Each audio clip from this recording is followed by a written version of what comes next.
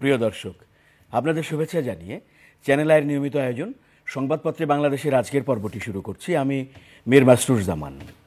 গণমাধ্যমের সংবাদগুলোকে ঘিরে চলমান পরিস্থিতি বিশ্লেষণের নিয়মিত এই আয়োজনে আজ সম্মানিত অতিথি হয়ে আমাদের সঙ্গে রয়েছেন সিনিয়র সাংবাদিক ও কলাম লেখক জনাব হাসান মামুন।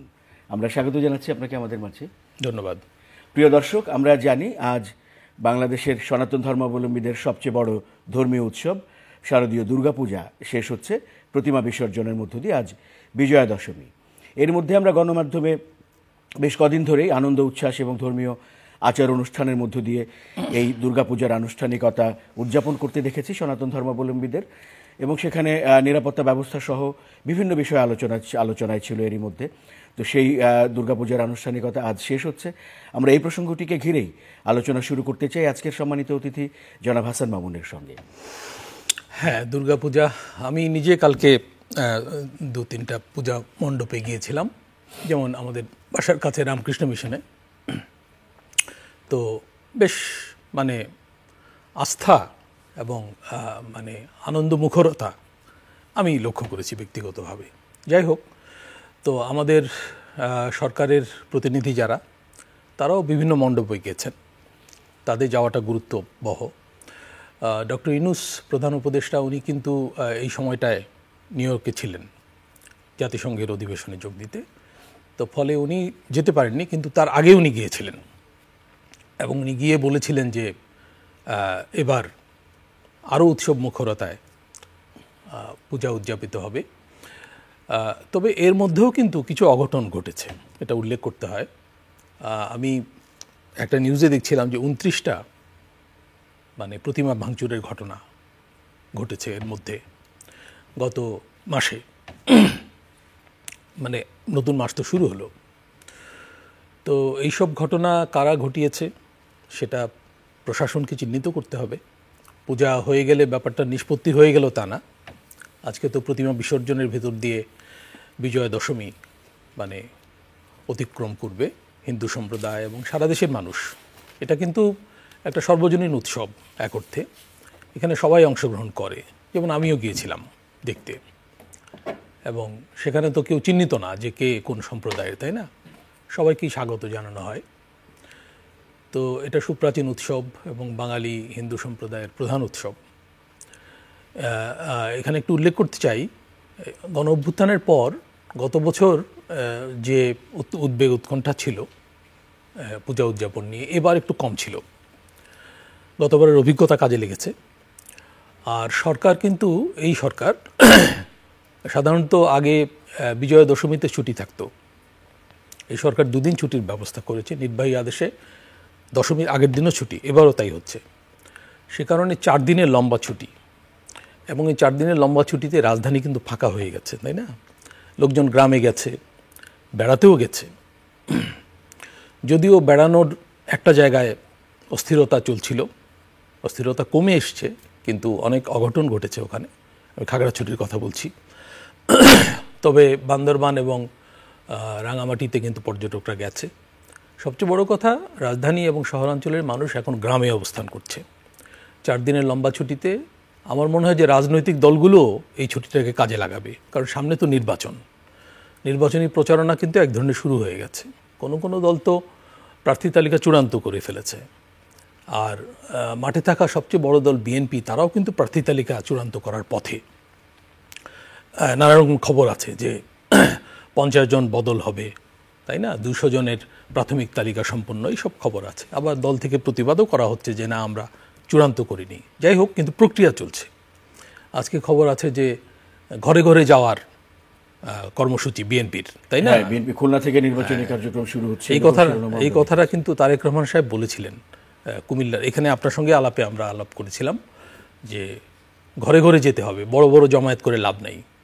তো এই কাজে জামায়াত ইসলামী এগিয়ে আছে ঘরে ঘরে যাওয়ার ক্ষেত্রে। তাদের নারী কর্মীরা, বিএনপির নারী কর্মীরাও যাবে। তো অন্যান্য দলও এই ছুটিগুলোকে কাজে লাগাবে জনগণের সঙ্গে মেশা, প্রান্তিক জনগণের সঙ্গে, যাদের কণ্ঠ কিন্তু অনুচ্চ, ফেসবুকে তারা নাই, কিন্তু দেশে তারাই তো সংখ্যাগুরু, তাই না? আমরা যারা ফেসবুকে আছি তারা মনে করি যে আমাদের কণ্ঠস্বরটাই বোধহয় দেশের একমাত্র কণ্ঠস্বর। তা কিন্তু না। নির্বাচন এলে বোঝা যাবে যে আমাদের কণ্ঠস্বর সেই রকম গুরুত্বপূর্ণ না। তো যাই হোক, তারপরও আমরা আশা করি যে আগামী নির্বাচনে মানে শহরাঞ্চলের শিক্ষিত মানুষ, তরুণ প্রজন্ম, তাদের একটা বড় অংশগ্রহণ থাকবে, তাদের প্রভাব থাকবে। এবং নির্বাচন কমিশন তার কার্যক্রম, আজকে একটা খবর আছে যে নির্বাচন কমিশনের সামনে অনেক চ্যালেঞ্জ, বাংলাদেশ প্রতিদিন অনেকগুলো চ্যালেঞ্জ আছে তাদের। প্রবাসী ভোটারদের ভোট এনশিওর করা, সেটা আছে। তারপরে হচ্ছে যে তাদের নিরপেক্ষতা নিয়েও কেউ প্রশ্ন তোলে, সেগুলো অ্যাড্রেস করতে হবে। নির্বাচনের পদ্ধতি নিয়েও যেহেতু আন্দোলন চলছে, কর্মসূচি এর মধ্যে চলছে। আচ্ছা, আমরা তো জানি যে আজকে খবর আছে যে 5 তারিখে ঐকমত্য কমিশন আবার বৈঠক শুরু করছে। তো ঐকমত্য কমিশনের কার্যক্রম আটকে আছে বাস্তবায়ন পদ্ধতিতে মূলত। তো বলা হচ্ছে যে 10 তারিখের মধ্যে, এই মাসের, এটা চূড়ান্ত করে, মানে এটার একটা নিষ্পত্তি জুলাই সনদ দিয়ে শিরোনামটি এরকম যে জুলাই সনদের পূর্ণাঙ্গ রূপ 15 অক্টোবরের মধ্যে এটি ঐকমত্য কমিশন আশা করছে। তো ঐকমত্য কমিশনের তো 1 মাস সময় বাড়ানো হয়েছিল, তো সেই সময় বোধহয় 15 তারিখ শেষ হচ্ছে। তো আমরা আশা করব যে এই সময়টা বাড়াতে হবে না, আসলে এই প্রক্রিয়াটা শেষ করা দরকার। আমি যেটা বলছিলাম যে নির্বাচনের কর্মকাণ্ড কিন্তু অনানুষ্ঠানিকভাবে শুরু হয়ে গেছে, যদিও তফসিল ঘোষণা হয়নি। তো তফসিলের অপেক্ষায় কিন্তু কেউ বসে নাই, তাই না? আমরা দেখছি রাজনীতিতে যে মধ্যপন্থী একটা ধারারও উত্থান ঘটানোর চেষ্টা হচ্ছে। কালকে টেলিভিশনগুলোতে খবর ছিল, তো মধ্যপন্থী ধারাতে অনেকেই অবস্থান নিতে চাচ্ছে। এটা একটা ভালো লক্ষণ। আমরা যদি দক্ষিণপন্থা থেকে মধ্যপন্থার দিকেও থাকতে পারি, তাহলে জাতিগতভাবে আমাদের একটা অগ্রগতি হবে। আরও অগ্রগতি হবে যদি আমরা উদার বাংলাদেশের দিকে যেতে পারি, তাই না? এই যে দুর্গাপূজার কথা বলছিলাম শুরুতে, তো এই মানে সব ধর্ম সম্প্রদায় একসঙ্গে থাকবে, সহাবস্থান করবে, এবং কারো কাজে কেউ হস্তক্ষেপ করবে না। সব ধর্ম সম্প্রদায়ের মানুষ, এমনকি আদিবাসী বলে যারা পরিচিত, তারাও তাদের উৎসব পালন করবে এবং সবাই সবার উৎসবে অংশগ্রহণ করবে, তাই না? সামাজিকভাবে। তো এগুলো তো খুবই গুরুত্বপূর্ণ, সমাজে সম্প্রীতির বার্তা দেয় এবং সমাজে সহিষ্ণুতা তৈরি করে। আমাদের সমাজে সহিষ্ণুতার ঘাটতি কিন্তু লক্ষ্য করা যাচ্ছে, এবং গণ অভ্যুত্থানের পর অসহিষ্ণুতা বেড়েছে, এটা কিন্তু লক্ষ্য করতে হবে, মানে বলতে হবে। তো যাই হোক, এগুলোর দায় তো গণ অভ্যুত্থানের না, দীর্ঘদিন ধরেই সমাজে এই সংকট তৈরি হচ্ছিল, সেগুলো এখন প্রকাশ পাচ্ছে। যেহেতু প্রশাসন একটু নিষ্ক্রিয়, পুলিশ প্রশাসন তো শুরুতে ছিলই না, তো সেনাবাহিনীকে দায়িত্ব পালন করতে হচ্ছে। সেনাবাহিনী কতদিন এইভাবে দায়িত্ব পালন করবে, এসব প্রশ্নও কিন্তু আছে। পুলিশ যদি এর মধ্যে পুনর্গঠিত হতে পারত, পুলিশ সংস্কারে যদি আমরা এগোতে পারতাম, তাহলে কিন্তু পরিস্থিতির অনেকটা উন্নতি ঘটানো যেত, তাই না? এবং আমরা এই যে খাগড়াছড়িতে দেখলাম যে সেখানেও কিন্তু সেনা হস্তক্ষেপ করতে হয়েছে, পুলিশ তেমন কিছু করতে পারেনি। 3 জন মারা গেছে খাগড়াছড়িতে, এবং একটি ধর্ষণের ঘটনায় এই গোলযোগ হয়েছে, যে ঘটনা আদৌ ঘটেনি বলে আবার মেডিকেল রিপোর্টে জানা যাচ্ছে। মানে আমি এখানে বলছিলাম আপনার সঙ্গে আলোচনায় যে ছোটোখাটো, আমি ধর্ষণকে ছোট করে দেখছি না, ছোটোখাটো অভিযোগকে ঘিরে, নিছক অভিযোগকে ঘিরে ব্যবস্থা গ্রহণের পরও দেখা যাচ্ছে যে পরিস্থিতি অশান্ত হচ্ছে।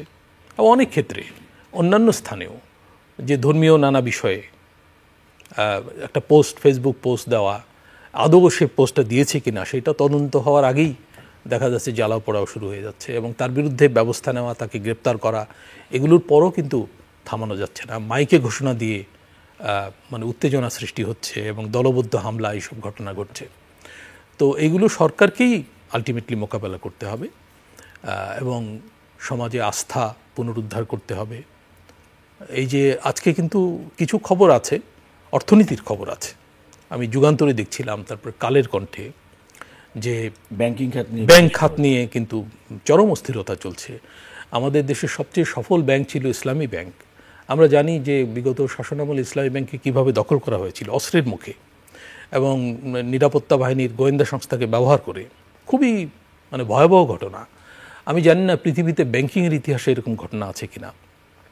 তো সেই ব্যাংক থেকে অনেকে চাকরিচ্যুত হচ্ছে, 5,000-এর বেশি কর্মী চাকরিচ্যুত হচ্ছে। এদেরকে নিয়োগও দেওয়া হয়েছিল মানে বিধির বাইরে, বিধিবদ্ধ উপায়ের বাইরে, পরীক্ষা নেওয়া হয়নি, কোনো মানে বিজ্ঞপ্তি প্রকাশ না করে এদেরকে চাকরি দেওয়া হয়েছিল। ওই ব্যাংক যারা দখল করেছিল, এসালাম গ্রুপ, তারা তাদের নিজ এলাকার লোকদের চট্টগ্রাম বিভাগের, চট্টগ্রাম জেলার, পটিয়া জেলার যেখানে ওনার বাড়ি, তাদেরকে তার বাড়ির গৃহকর্মীর স্বামী, উনি সিনিয়র অফিসার হয়ে গিয়েছিলেন সেখানে, তো এদেরকে বের করে দেওয়া হচ্ছে। সেটাও বিধিবদ্ধ উপায়ে হচ্ছে কিনা এই প্রশ্ন আছে। বাংলাদেশ ব্যাংক থেকে আপত্তি করা হচ্ছে না, আমরা লক্ষ্য করছি। ব্যাংক পুনঃ পরীক্ষা নেওয়ার আয়োজন করেছে, অনেকে পরীক্ষায় অংশ নিচ্ছে না ভয়ে। তো এটা তো ওইসব পরিবারেও ডিজাস্টার তৈরি করছে। এটা বিরাট ঘটনা, মানে এত ব্যাংক কর্মচারী একযোগে একটা ব্যাংক থেকে চাকরিচ্যুত হওয়া, এটাও কিন্তু আমার মনে হয় যে কোথাও এরকম ঘটনা ঘটেনি। যাই হোক, তো বাংলাদেশ একটা অঘটনের জায়গা হয়ে গেছে দেখা যাচ্ছে। আর অর্থনীতিতে স্থবিরতা কিন্তু চলছে নির্বাচনের তারিখ ঘোষণার পরও। নির্বাচনের তারিখ মানে বলছি সময়সীমা, যে আগামী ফেব্রুয়ারির প্রথমার্ধের মধ্যে নির্বাচন হবে, তারপরও বিনিয়োগে গতি আসছে না। আজকে খবর দেখছিলাম যে গত 2 মাসে মানে এই যে রপ্তানি খাতের যে এলসি খোলার হার কমে গেছে 10-11% মতো। বেসরকারি খাতে ঋণ বাড়ছে না। এগুলো কিন্তু অর্থনীতির স্থবিরতার লক্ষণ। আমাদের রিজার্ভ পরিস্থিতি ভালো হচ্ছে, কারণ হচ্ছে রিজার্ভ থেকে তো ব্যয় হচ্ছে না। বাংলাদেশ ব্যাংক ডলারের দাম কমতে দিচ্ছে না, ডলার পারচেস করছে অকশন করে।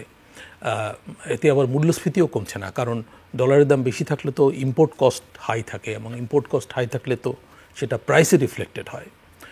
এবং জনজীবনে এক ধরনের সংকট কিন্তু আছে। আমরা এগুলো খুব রাজনৈতিক মানে ডামাডোলে এগুলো আমাদের চোখে পড়ে না, কিন্তু জনজীবনে সংকট আছে। আমি কালকে রাতে একটা ইউটিউবে দেখছিলাম, একটা ইউটিউব কন্টেন্টে রাজশাহীতে যে ওএমএসে চাল এবং আটা দেওয়া হচ্ছে, লোকজন মধ্যরাত থেকে লাইন দিচ্ছে, কারণ সকালে এসে লাইন দিলে চাল আটা পাচ্ছে না, যথেষ্ট চাল আটা তাদেরকে দেওয়া হচ্ছে না, সরবরাহ করা হচ্ছে না। সেখানে অর্ধেক দামে চাল আটা পাওয়া যাচ্ছে। তো এই যে একটা বিরাট জনগোষ্ঠী, তাদেরকে কিন্তু খাইয়ে পরিয়ে বাঁচিয়ে রাখতে হচ্ছে সরকারকে, কারণ তাদের কাজ নাই, তাদের যথেষ্ট উপার্জন নাই। হ্যাঁ, এবং দেখা যাচ্ছে যে যারা কাজ করতো তাদেরকে ওই লাইনে দীর্ঘ সময় দাঁড়াতে হচ্ছে এবং কর্মঘণ্টা নষ্ট হচ্ছে। তো এইরকম পরিস্থিতি, এগুলো চাপা থাকা উচিত না, এগুলো আলোচিত হওয়া উচিত। এবং আমাদের যদি অর্থনীতিতে স্থবিরতা না কাটে, কর্মসংস্থান না বাড়ে, এরকম খবরও আছে যে 1 লাখের বেশি কর্মী শিল্প খাত থেকে চাকরিচ্যুত হয়েছে গণ অভ্যুত্থানের পরে। অনেক কারখানা বন্ধ হয়ে গেছে, সেগুলো চালু করা যাচ্ছে না। সরকার উদ্যোগী আছে কিছু কারখানা চালু করার ব্যাপারে, কিন্তু অগ্রগতি আনা কঠিন।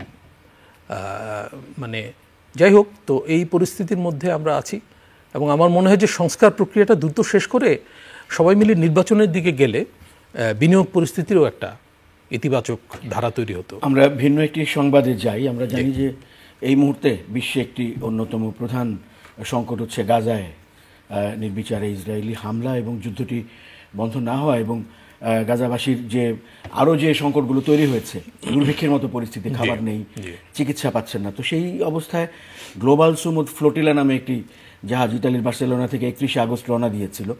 তো এখন শোনা যাচ্ছে যে সেই জাহাজের উপরে হামলার আশঙ্কা তৈরি হয়েছে। আমরা জানি যে নবীন পরিবেশ কর্মী গ্রেটা থুনবার্গও ওই জাহাজে রয়েছেন, এবং ইসরায়েলি 2টি যুদ্ধজাহাজ এরই মধ্যে এসে সেই বহরের কাছাকাছি ঘিরে ফেলেছে, এরকম সংবাদও আমরা দেখতে পেয়েছি। জি, অনলাইনে গেলে এখনকার খবরটা পাওয়া যাবে। এতে 44টি দেশের প্রায় 500 ওষুধ, খাদ্য সামগ্রী রয়েছে। অধিকার কর্মী এবং ইউরোপীয় ইউনিয়নের কিন্তু নির্বাচিত প্রতিনিধিরাও সেখানে আছেন বেশ কিছু, তাই না? রাজনীতিবিদরাও আছেন, অধিকার কর্মীরা আছেন। আমাদের দেশ থেকে আমাদের মানে সুপরিচিত আলোকচিত্রী এবং অধিকার কর্মী শহীদুল আলম ভাই, উনিও আছেন এই অভিযানে, এবং ওনার ফেসবুক পোস্টেও আমরা কিন্তু আপডেটগুলো জানতে পাচ্ছি কী অবস্থা।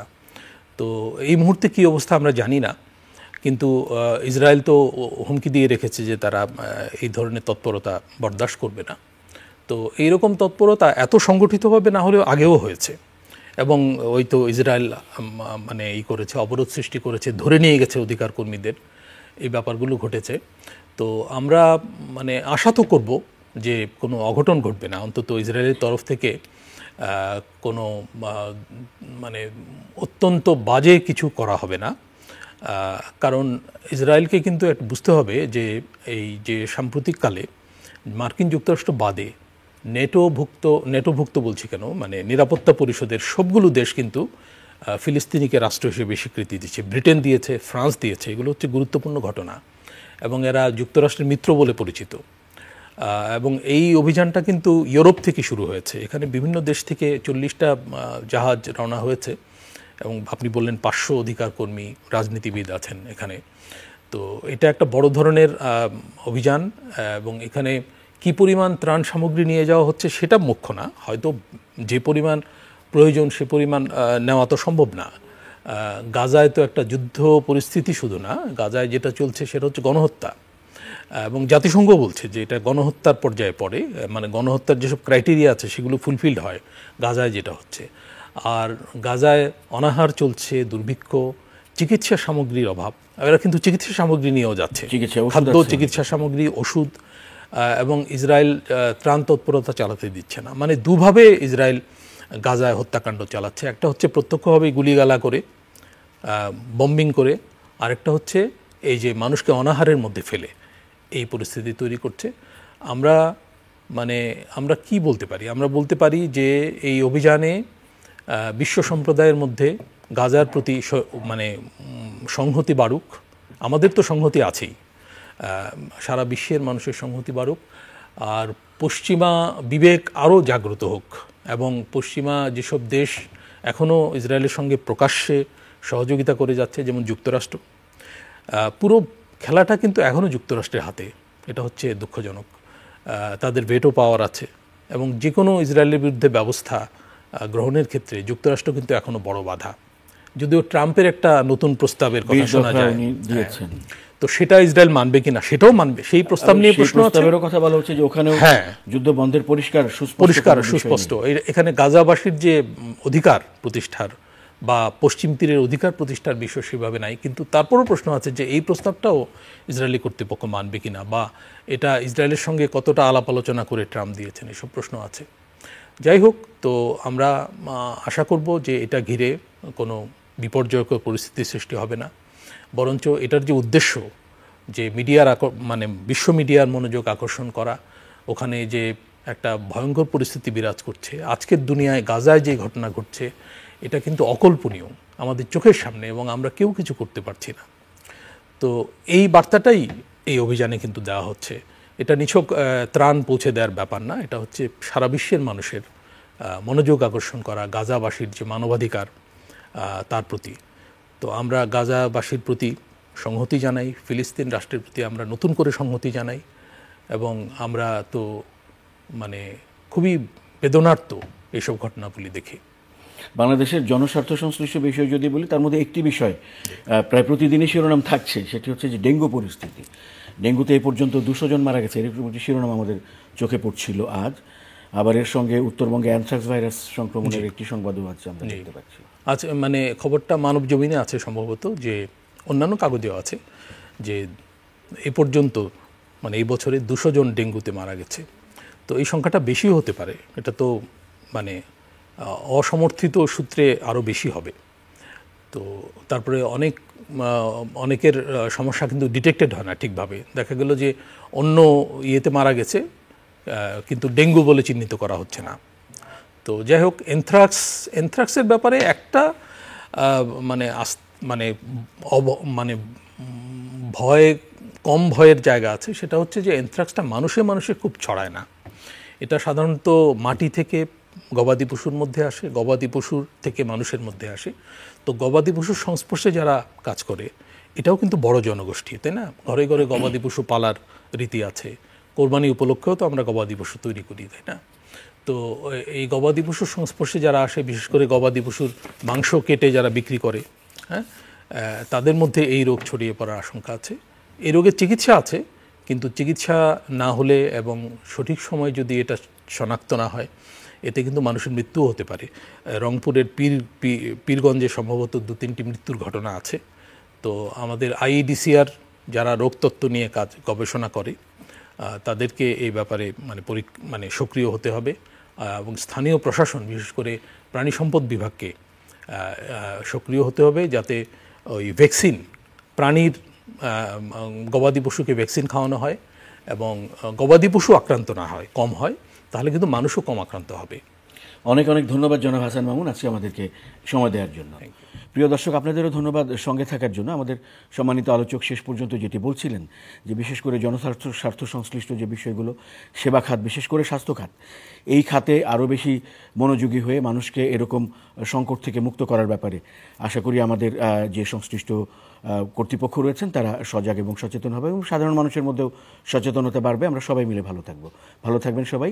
সংবাদপত্রে বাংলাদেশের আজকের আয়োজনটি এই পর্যন্তই।